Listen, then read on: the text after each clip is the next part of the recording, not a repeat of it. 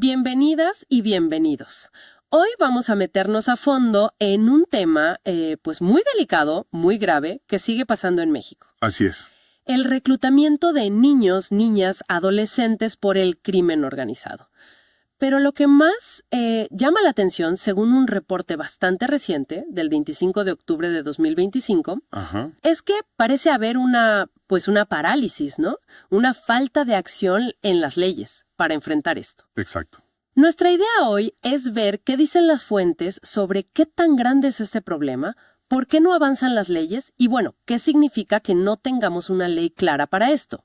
Y el punto de partida es, la verdad, impactante. Resulta que desde 2011, o sea, hace ya bastante tiempo, Sí, más de una década. hay más de 50 iniciativas de ley para castigar específicamente esto, el reclutamiento de menores. 50. Y están ahí congeladas en el Congreso, y lo más fuerte es que justo en 2011, la ONU, el Comité de los Derechos del Niño, le dijo a México, oigan, tienen que hacer algo, pongan una ley para esto. Una recomendación directa. Directa. Y han pasado, pues, más de 13 años. Gobiernos van, gobiernos vienen, propuestas de todos los partidos.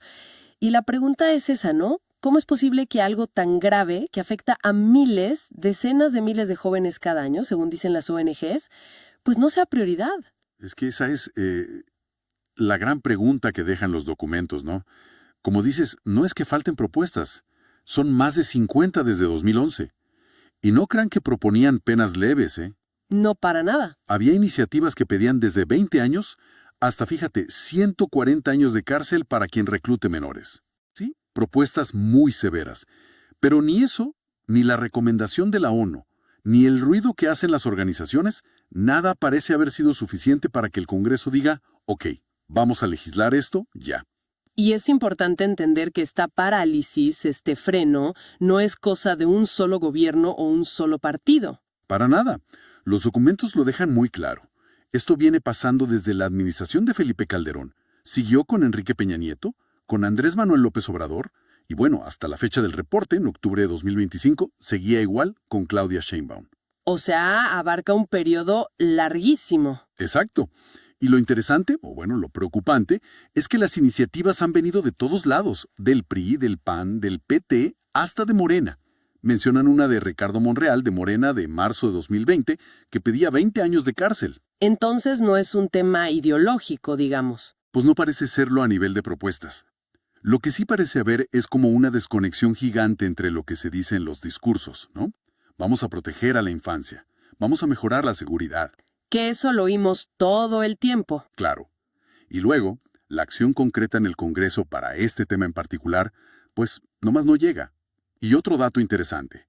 Según esto, ningún presidente en todo este tiempo ha mandado su propia iniciativa para tipificar este delito. Y mientras eso pasa en la política, en la calle, la realidad que pintan las organizaciones es, pues, terrible. Las cifras que dan son un verdadero cubetazo de agua fría. Uf, sí. La Red por los Derechos de la Infancia, REDIM, calcula que son unos 30,000 menores reclutados cada año. Sí, esa cifra es recurrente. Juan Martín Pérez García, que coordina Tejiendo Redes Infancia, maneja un número muy parecido, entre 30,000 y 35,000 al año. Cada año. Cada año. Y ojo con esto. Él dice que no es algo raro, sino que es una práctica habitual de los cárteles. O sea, es parte de su forma de operar. Es su modelo de negocio, casi. Podría decirse. Es parte de su estructura. Y luego está el dato de Reinserta, la organización de Saskia Niño de Rivera, que le añade otra capa de preocupación, ¿no? El del 62% te refieres. Ese, que hasta un 62% de los adolescentes que ya están metidos en problemas con la ley tuvieron contacto o algún vínculo con grupos criminales antes de cumplir 15 años. Imagínate. Eso te dice que el problema empieza mucho, mucho antes de que siquiera lleguen al radar del sistema de justicia. Es una vulnerabilidad que viene de tiempo atrás. ¿Y sobre eso qué más dicen los expertos? Porque si las ONGs tienen estas cifras... Pues mira, Juan Martín Pérez García señala algo que es fundamental. No hay estudios oficiales serios, ni del gobierno ni del Gabinete de Seguridad, que realmente midan bien el problema. ¿En serio? ¿El gobierno no tiene sus propios números? Parece que no, o no son públicos o no son robustos. Las cifras que tenemos, estas de decenas de miles, Vienen sobre todo del trabajo de las ONGs que están ahí, en el campo, viendo qué pasa. Qué fuerte eso. Y ya desde 2020, estas organizaciones calculaban que había, fíjate, entre 140,000 y 250,000 menores en alto riesgo de ser reclutados. Cifras enormes ya en 2020. Enormes. Y Pérez García advierte que hoy podría ser incluso más. ¿Y por qué más? Pues por cómo se han adaptado los grupos criminales. Ahora usan mucho las redes sociales, Facebook, TikTok, incluso los videojuegos que son súper populares entre los chavos para engancharlos. O sea, el campo de reclutamiento ahora también es digital. Exacto, se ha expandido. Ya no es solo en la calle o en la comunidad. Así que el problema no solo no se resuelve, sino que se vuelve más complejo con la tecnología. Justo eso. Y es tan grave que Pérez García, comparándolo con casos que ha visto la Corte Penal Internacional en África, por ejemplo, llega a decir que el reclutamiento forzado de menores es un crimen de lesa humanidad. Palabras mayores. Definitivamente. Y añade que México ha recibido como 78 recomendaciones internacionales pidiéndole específicamente que tipifique este delito. 78. ¿Y ninguna ha funcionado? Pues parece que no. No se ha traducido en una ley federal específica, clara, que diga, reclutar a un menor es este delito y se castiga así. Legalmente es como si no se reconociera la gravedad particular de robarle la infancia a un niño para meterlo a la fuerza en el mundo del crimen. La investigación que mencionan las fuentes de El Universal describe muy bien lo que podríamos llamar un cementerio de leyes, ¿no? Sí, suena feo, pero parece bastante gráfico. Encontraron esas más de 50 propuestas y también puntos de acuerdo, que son como llamadas de atención dentro del mismo Congreso. Quizá no hace falta listar las 50, pero sí ver la variedad de intentos que nomás no prosperaron. Sí, vale la pena ver algunos ejemplos para entender el panorama. Mira, por un lado, tenías propuestas durísimas, como la del diputado del PAN Héctor Saúl Telles, en marzo de 2025. Él pedía de 80 a 140 años de prisión. Uf, durísimo. Y detallaba mucho las acciones. Enlistar, usar, contratar, incorporar, captar. Muy específico. Y en el otro extremo, digamos, en cuanto a la pena, estaba la que ya mencionamos de Monreal, de Morena, en 2020, que proponía 20 años. Y en medio supongo que muchas otras. Claro, había del PRI, por ejemplo, Pablo Angulo Briceño pedía hasta 45 años. Rubén Moreira, más reciente, de 15 a 30, pero con agravantes si la víctima era menor. Y definía bien los métodos: engaño, extorsión, violencia. También del PT, Ricardo Mejía Verdeja, hasta 30 años, también con agravantes. O sea, propuestas había, y con diferentes enfoques. Incluso algunas intentaban definir mejor el delito, ¿no? Sí, mencionan a Kenia López Rabadán, que cuando era vicepresidenta de la Cámara de Diputados, propuso diferenciar entre reclutamiento criminal, si había pago, y reclutamiento criminal forzado, si era con violencia, engaño, rapto. Buscando afinar la definición legal. Exacto, para que no hubiera dudas sobre qué se estaba castigando. Y hay un caso que mencionan que fue muy sonado, el del rancho en Jalisco. Ahora sí, el rancho Izaguirra en Teuchitlán. Terrible.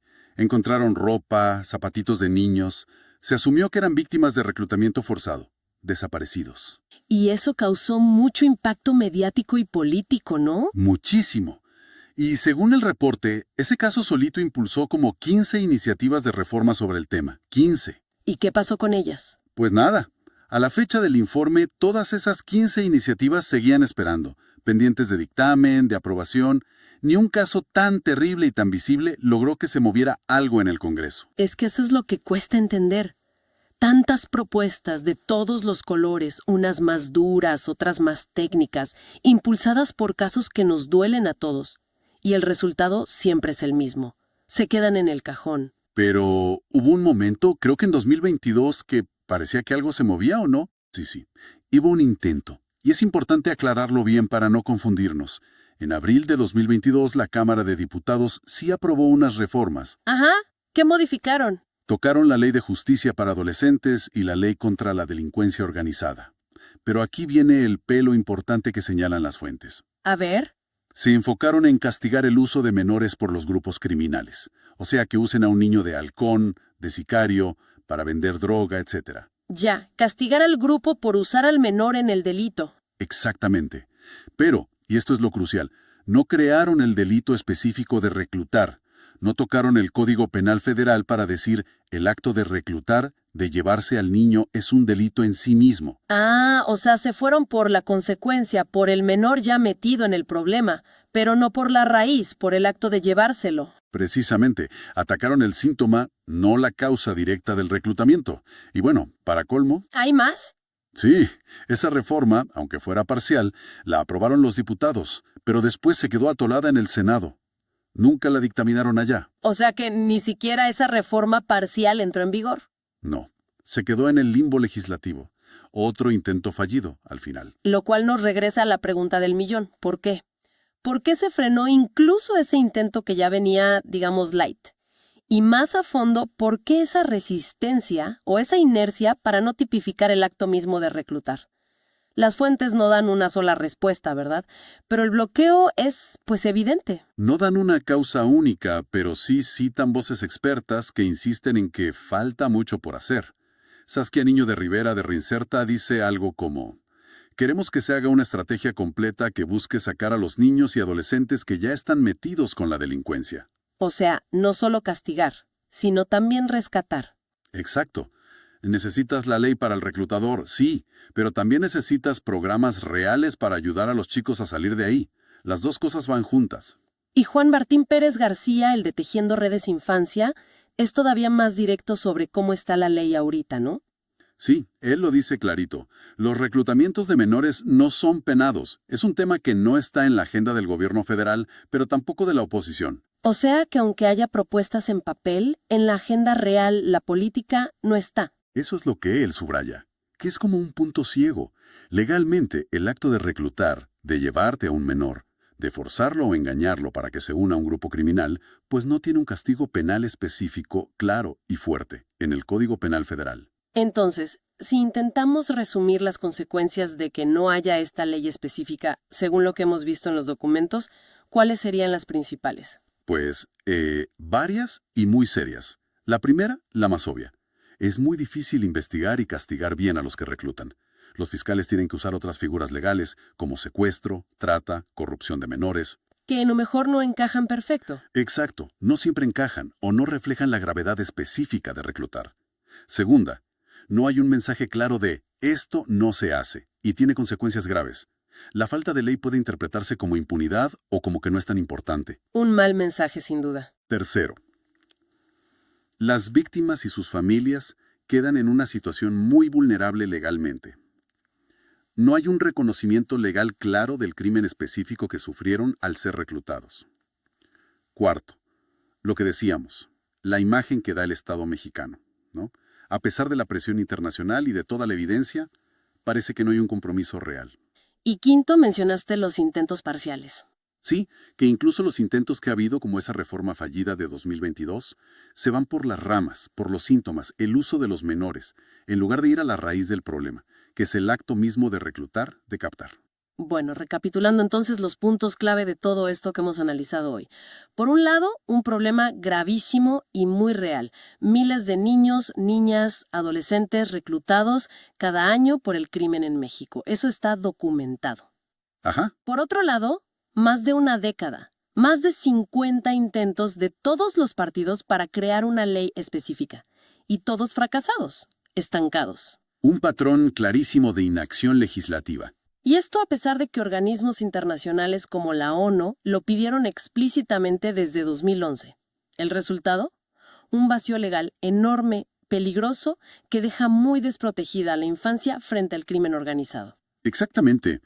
Lo que los documentos nos muestran es esa distancia, esa brecha inmensa y que no se cierra entre que todos parecen reconocer que el problema existe, lo ves en las propuestas de ley, en lo que dicen los expertos, las ONGs. Sí, el diagnóstico está hecho. El diagnóstico está, pero falta la voluntad política real, efectiva, para convertir ese diagnóstico en leyes con consecuencias serias para los reclutadores. Y que esto se repita y se repita, legislatura tras legislatura, gobierno tras gobierno, sin importar el color del partido, sugiere que hay obstáculos muy profundos. Sistémicos, quizás. Podrían ser sistémicos, o simplemente una falta de compromiso genuino que va más allá de las peleas entre partidos. Es una inacción que ya se volvió, pues, crónica, una costumbre casi. Y bueno, para terminar nuestra charla de hoy, me quedo pensando en algo que surgió de la conversación, pero mirando un poco más allá. Si, como nos decía Juan Martín Pérez García, los métodos de reclutamiento ahora también usan mucho lo digital, redes sociales, videojuegos, Que es una realidad innegable hoy en día. claro, ¿qué retos nuevos nos pone eso enfrente? O sea, ¿cómo detectas, cómo previenes, cómo legislas sobre un reclutamiento que pasa en pantallas, en chats, en mundos virtuales que a veces ni los papás ni las autoridades ven? Es una pregunta complicadísima. Complicadísima. Y esto, claro, suponiendo que algún día llegue esa voluntad política que se necesita para atacar el problema de raíz.